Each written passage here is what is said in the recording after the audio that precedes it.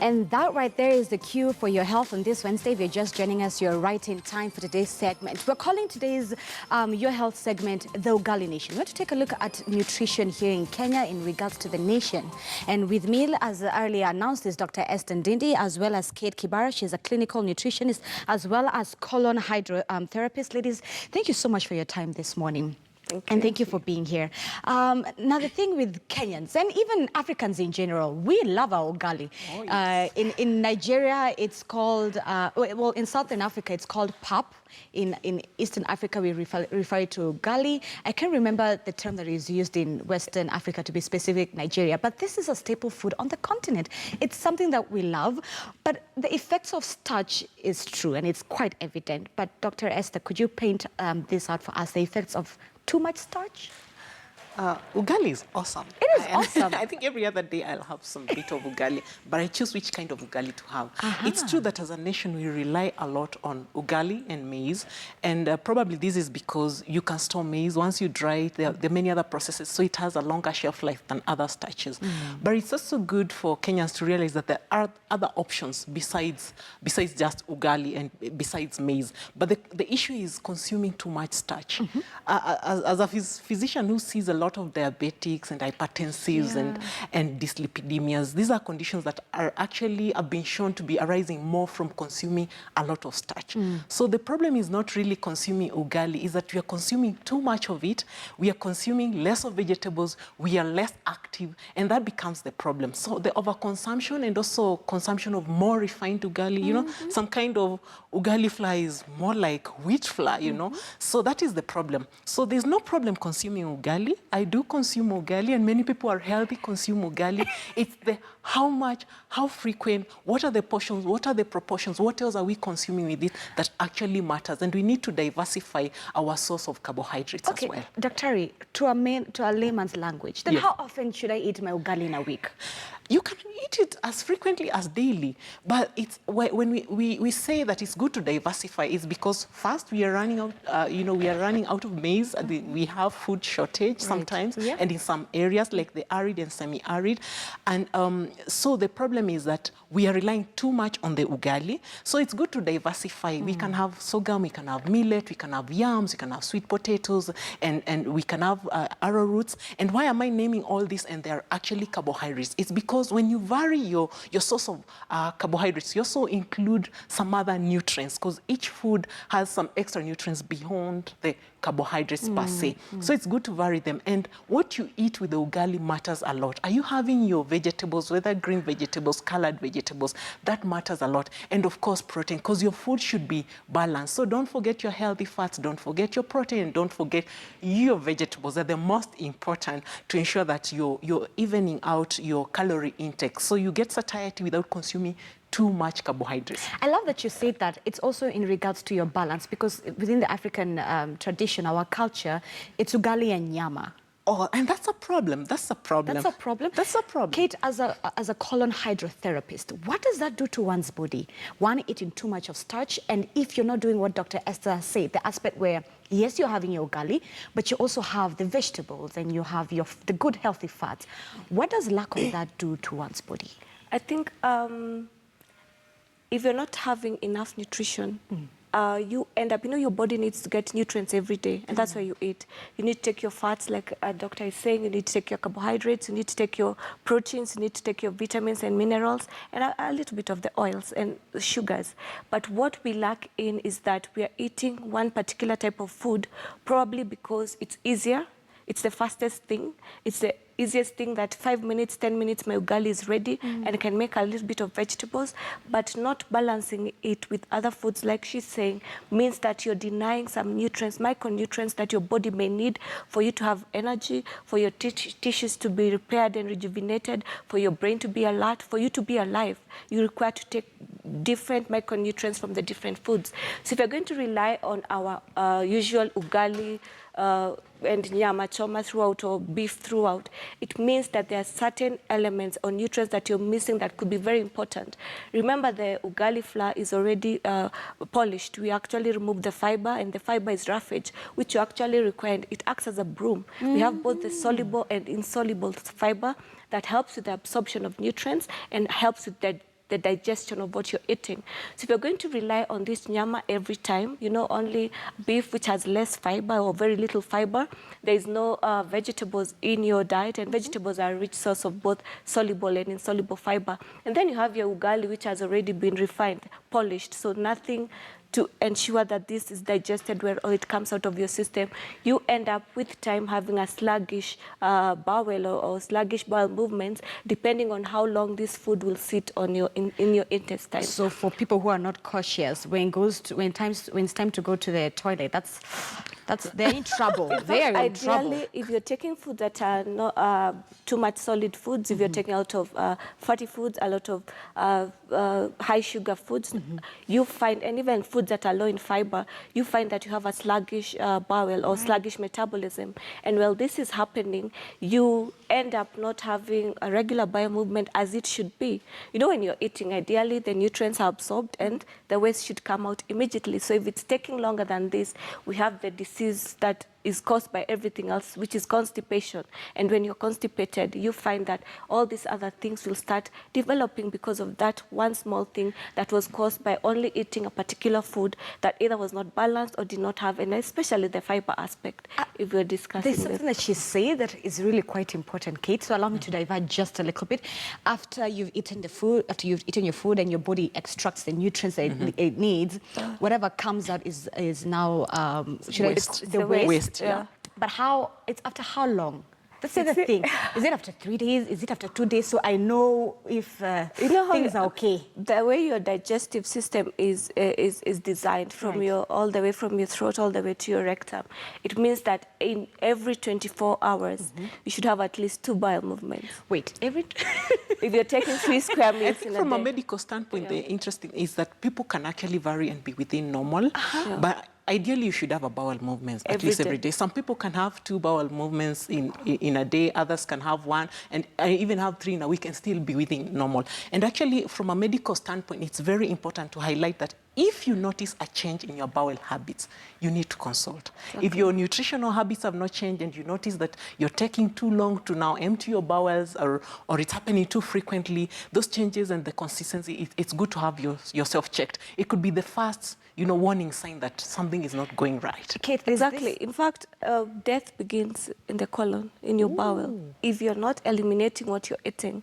if your body is not absorbing the nutrients from the food that you're taking as well, it leads to serious conditions. There's a problem. Yeah. But so, Kate, there's this, I don't know if it's a stereotype, but I've had it, and I'm glad that you're here as nutritionists, that in the morning, that's the best time to go, and that's the advisable time to go? Yes. When you wake up, your body system is active. Yes. And in fact, because a lot has been happening at night, it is good to have at this bowel particular movement time in the morning. Yes, you but can most train of yourself. the time, you can also train yourself. But most of the time, if it's not happening at this time, maybe it also depends on your lifestyle. Maybe you ate very late, you're not eating 3 square meals, you're not drinking enough water. It's not only dependent on that particular time, but if you take something like a glass of warm water in the morning, it actually helps in the body to get rid of all those things that were happening while you were sleeping, the cleansing of the system, the liver working and all those things. It's good to get rid at this time.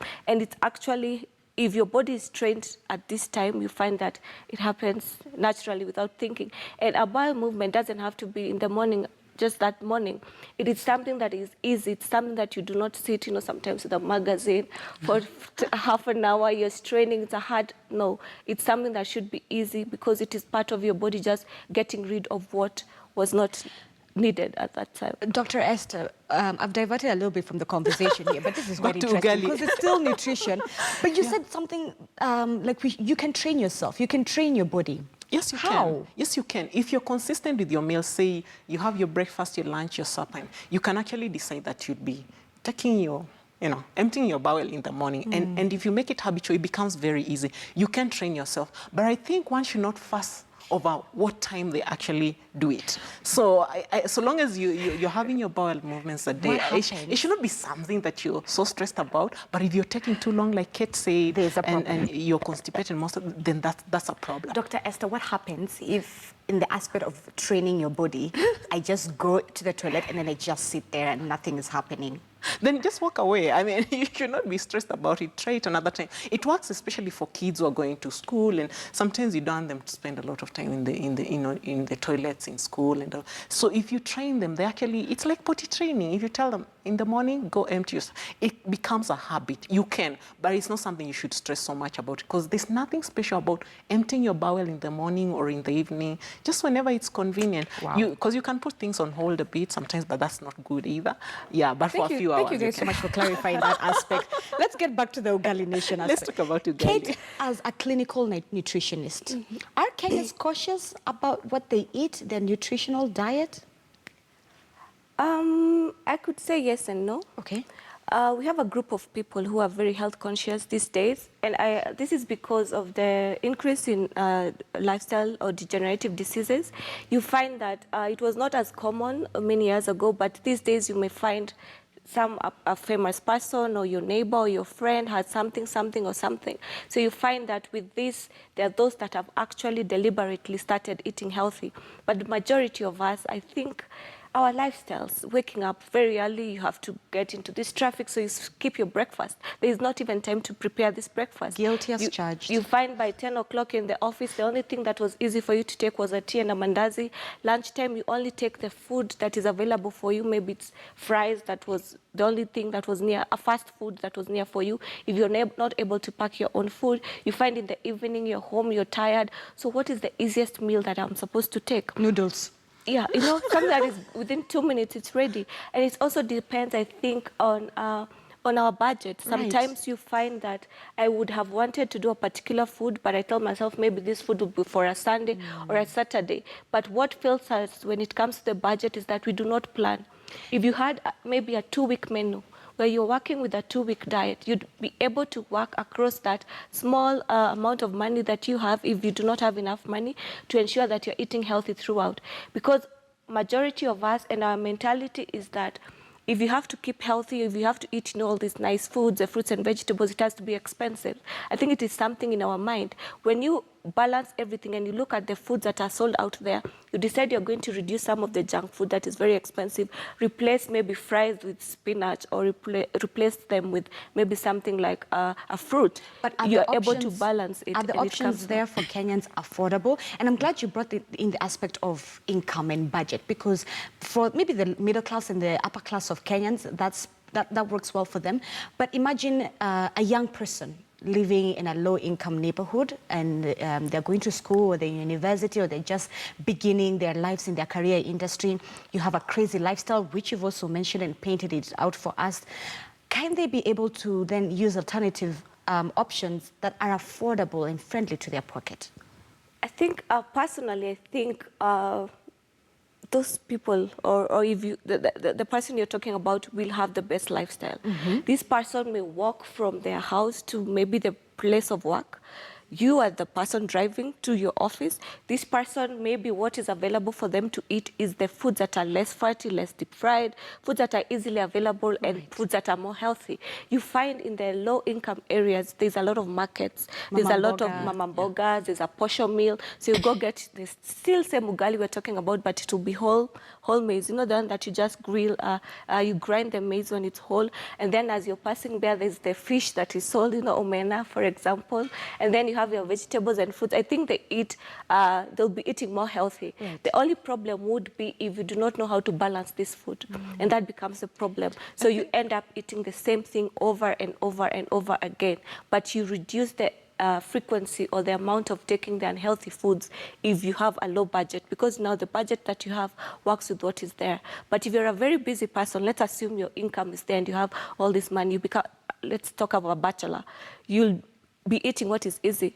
You're walking home or you're on your way home, you just enter a fast food place and you buy just something to eat. It's only that we do not sit consciously and decide if you can be able to then I'll have a menu, I'll eat. The way you plan for everything else, we fail to plan for our health. Dr. Esther, we fail to plan for our health. And I would add that knowledge is power. Right. As we say, sometimes people have access to all these good, healthy foods, but they actually opt to go for the junk just because they don't know what it's going to do to their health.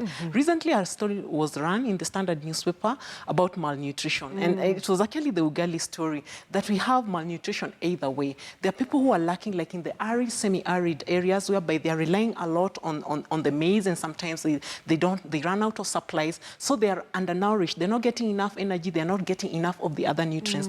Whereas the upper class, the middle class, the other people now struggling with the obesity. And being obese or being overweight doesn't necessarily mean that you're consuming in excess. You could actually be consuming in excess of energy, but you're lacking in nutrients. And that is actually the problem. Some people actually have access to the right foods, but have the wrong attitudes or do not know the risk they are running. And it's important to realize that what you put into your body has a lot of effects long term. And it's malnutrition actually drains the economy. It will drain the economy in the sense that once you get ill, maybe from a lifestyle disease, you'll be frequenting the hospitals, you'll be on quite a number of drugs, you'll start being absent from work if you have to be admitted and all that. And this actually costs the economy. Even at a personal level, even if you have you're self-employed, you'll not have enough time to attend to your job. So actually, health is your wealth. So people need to realize that whatever you're doing to your body, you're investing into your future. If you don't do things right now, in the coming days, you're going to be in trouble. Dr. Esther, we say that that health is your wealth. Oh, yes. But you know what Kate did? Kate painted for us the perfect lifestyle of Kenyans, and also young Kenyans, because Nairobians, Kenyans got places to be, things to do, you know? Oh, yes. So within that crazy, hectic lifestyle, and you trying to change your mindset and your mentality towards how you eat and how you live, how does one balance the same thing where you have to leave the house early to get to your job, but then you've got to eat healthy? I think one thing we cannot underscore is actually planning. Okay. And like I've said, if you realize that it's important, you're going to create time for it.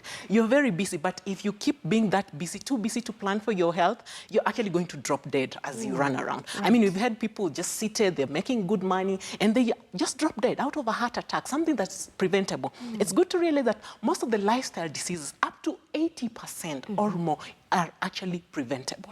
And if you know what it is that you can do to prevent them, if you just decide, okay, I only have one free day over the weekend, go plan. Write down that I need to stock my house with this kind of vegetables, with this kind of fruits. I need to buy this kind of grains and that kind of stuff. Like, instead of focusing so much on the ugali, remember legumes have like our ndenkus, our kamandes, and that is the lentils, the mung beans, and the other beans. They actually have carbohydrates as well. And this is a good kind of carbohydrate that comes with both soluble and insoluble fiber. Will have a bit of protein in it, and that can actually keep you satiated for long, so you don't keep, craving to have lots of high, empty calorie kind of foods and that kind of stuff. So it's important to keep seeking that information. That's why Kate and I are here to educate Kenyans that there's something you can do. And in fact, to add on to this, sorry, for us, we think that we only make changes when it's too late.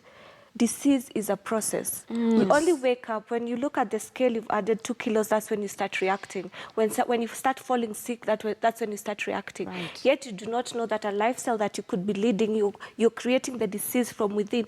Every time before you attract something, your body has really worked hard. Honestly, all your organs, everything has started, and that's where with time, it is a process that occurs with time. So if you build it from way before, you're actually able to balance it with time. Kate, would you say our culture is something that has fed into bad habits? The reason why I ask this is that in places within the country, such as Kisumu, which is well known to be lovers of ugali, we know the kibandas there in the morning at 11, as early as 8 a.m., ugali is breakfast.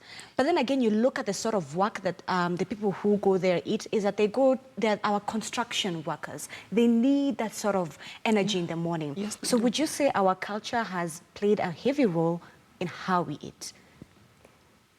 I think our culture would contribute much more to our foods because we have a variety of foods that we can work with. But it's only because maybe from a certain area you find that the only easily available food is that ugali. So and there's no problem even having ugali for breakfast. In fact, having a food in the morning is much better than having your tea and bread like we always do. So this having that meal of ugali in the morning is okay. But we're talking about balancing it. You're taking this ugali with what, and how frequent do you take this ugali? Are you taking all the time? I wish you could have this mentality that even if I'm going to have my ugali today and tomorrow, maybe the other day I'm having another type of starch or another different type of carbohydrate, so that you have variety. And this will start all the way from not even as an individual, even the government, the counties, to come and just start addressing the need to grow other nutrients, other vegetables, other foods, instead of just having ugali, because assuming we do not have maize, what happens? They say that there is poverty, yet you can grow potatoes, you can grow something else, you can do something else. I think also education, so that we are able to know that you can eat this food, but this other food can also help. And if we take too much of this, maybe it's going to cause this with time, and especially to mothers.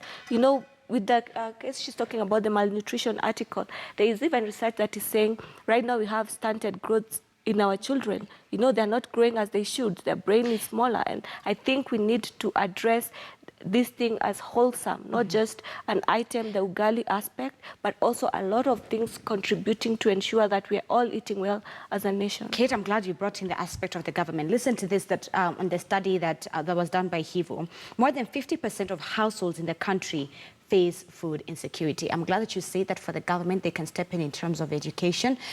Dr. Esther, what more can the government do, given that food insecurity is one of Uhuru's big four agenda? As a nutritionist, as an expert in this industry, what would you love to see being done? I think one thing, like from that story, we just realized there's a focus on the energy-giving foods.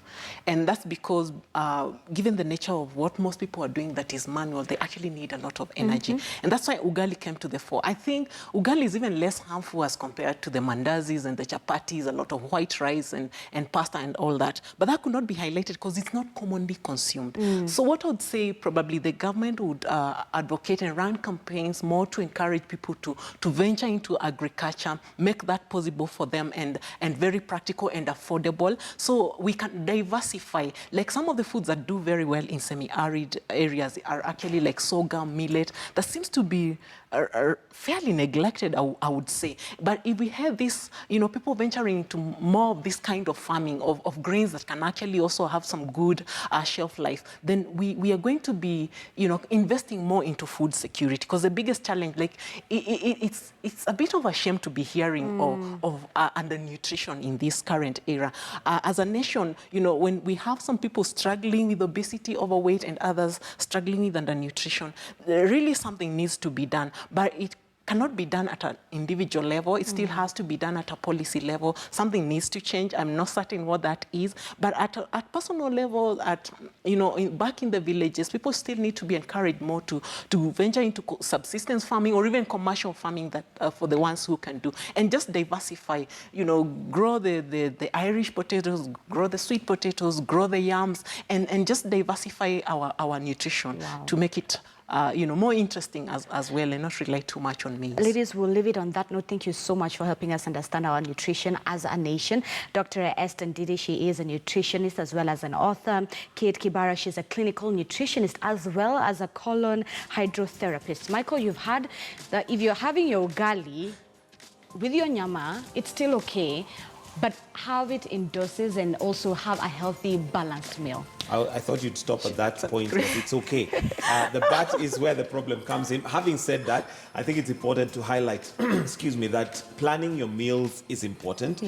Because I normally say, if you're not going to plan your health, then plan for a hospital visit. And I would rather that I stop myself or control my feeding habits rather than a doctor or a nutritionist tell me that from tomorrow you cannot have your ugali because it's overload and you have to control it. So I'd rather control it on my end and eat it in, reasonable portions. But there you go. It is definitely something to be concerned about. But also, I don't know if sugar is something that we've not handled, and we're having a problem with sugar right now.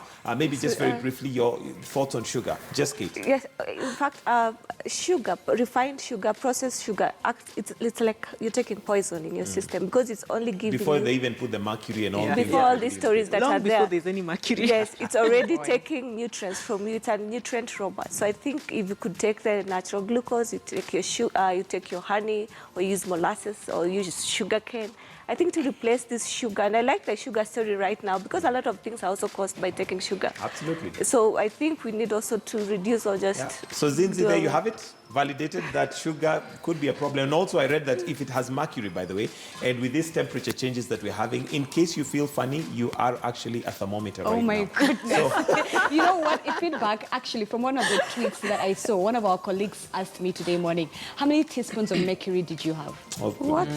Anyway, the best way to take sugar right now is just have your sugar cane and tea at the same time, and that might be a way to do it. But quickly through the question of the day today, we're asking you the question, what you'd like the media to highlight in regards to contraband? What would you like the media to highlight in the contraband saga? Just to read some of your comments, Eliud Nunu Sila says, the most and worst corruption happens in the two houses. Media should now take, this is from Samuel, media should now take us to who imported the contraband sugar and what steps have been taken as to charge him in court for all these tons of sugar. Isaac Mwenje says, my family is confused. Is our sugar potentially poisoned? If true, then the government hasn't taken enough steps. More action needs to be taken. Do you have tweets on your end? Yes, Innocent says the media should boldly put the names and company involved and give facts about their involvement.